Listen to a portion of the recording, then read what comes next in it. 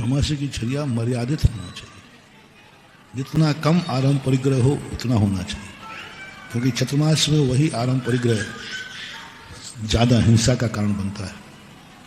पहले लोग चातुर्मास में अपने गांव से बाहर नहीं जाते थे, ग्रस्त लोग, क्योंकि जितना ज़्यादा बाहर जाएंगे उतने ही ज़्यादा हिंसा का। हालांकि मूल कारण था कच्चे रास्ते होना, सड़कें नहीं होना, नदियों में पुल नहीं होना, तो उस समय हिंसा का रूप ज़्यादा और बनता था।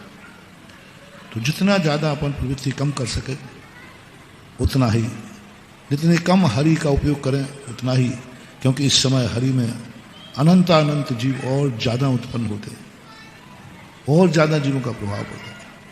कम से कम अग्नि का प्रयोग करें, कम से कम जल का प्रयोग कम करें, क्योंकि इस समय जल में मिट्टी का भाग आ जाने से जल में त्रस्त जीवों की उत्पत्ति ज़्यादा होती है।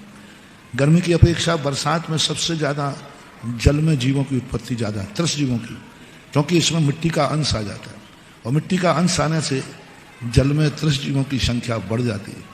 अग्नि का आपको मालूम ही है कितने मच्छर कितने जीव आते हैं। जितना कम आराम परिग्रह हो, गाड़ियाँ भी अपने आप में चलाते हैं, कम से कम चलाएं। धर्म कार्य आदि के उपयोग करते हैं, ठीक है, क्योंकि आज रोड पर भी बहुत ज़्यादा जीव जंतु आते हैं। ये तो हुई प्रवृत्ति।